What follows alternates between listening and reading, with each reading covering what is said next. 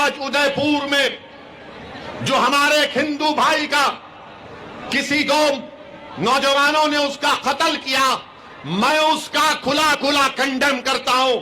کسی کو قتل کرنے کی اجازت نہیں ہے قانون میں، کوئی کسی کو نہیں مار سکتا، ہم قانون کو اپنے ہاتھ میں نہیں لیں گے۔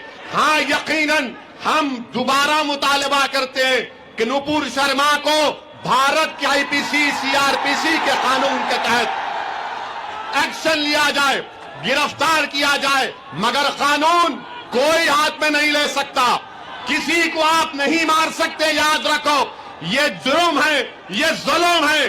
جس طرح کوئی کسی اخلاق کو نہیں مار سکتا، اسی طرح ادے پور کے کوئی ٹیلر کو نہیں مار سکتا۔ جس طرح کوئی پیلو خان کو نہیں مار سکتا، اسی طرح کوئی ادے پور کے ٹیلر کو نہیں مار سکتا۔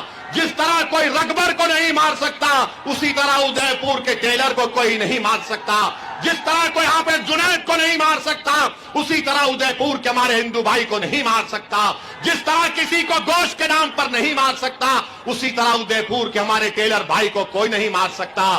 ہم مذمت کرتے ہیں، ہم کنڈیم کرتے ہیں۔ میں بھوپال کی جنتا سے اپیل کروں گا کہ اگر آپ ادے پور کے قتل کرنے والوں کی مذمت کرتے ہیں، کنڈیم کرتے ہیں، تو میرے ساتھ نعرہ لگائیے، انصاف زندہ باد، قتل مردہ باد، بھارت کا سنویدھان زندہ باد، بھارت کا سنویدھان زندہ باد۔ یہ ہمارا پیغام ہونا چاہیے۔ میں میڈیا کے لیے نہیں کہہ رہا ہوں، بحیثیت ایک بھارت کے اول درجے کے شہری کے کہہ رہا ہوں کہ ہم تشدد کو کبھی نہیں مانتے، وائلنس کی کوئی جگہ نہیں ہے۔ جنہوں نے حرکت کی، وہ غلط حرکت کی، وہ کنڈمنیبل ہے، ہم اس کی مذمت کرتے ہیں۔ بلکہ ہم راجستھان کی سرکار سے مطالبہ کرتے ہیں کہ ان کے خلاف جو بھارت کا IPC CRPC ہے، اس کے خلاف سخت ایکشن لیا جائے۔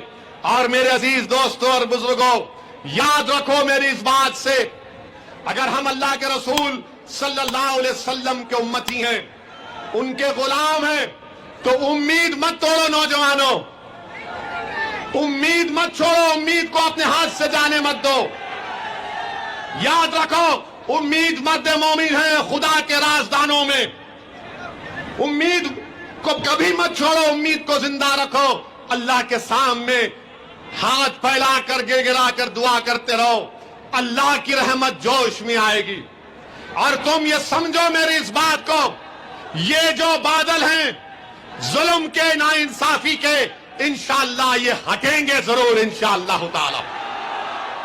مگر یاد رکھو آپ کو آگے بڑھنا پڑے گا، جمہوریت میں، لوکتنتر میں آپ کو نیتا بننا پڑے گا، اور نیتا بن کے آپ کو اپنی پارٹی مجلس اتحاد المسلمین کو مضبوط کرنا پڑے گا۔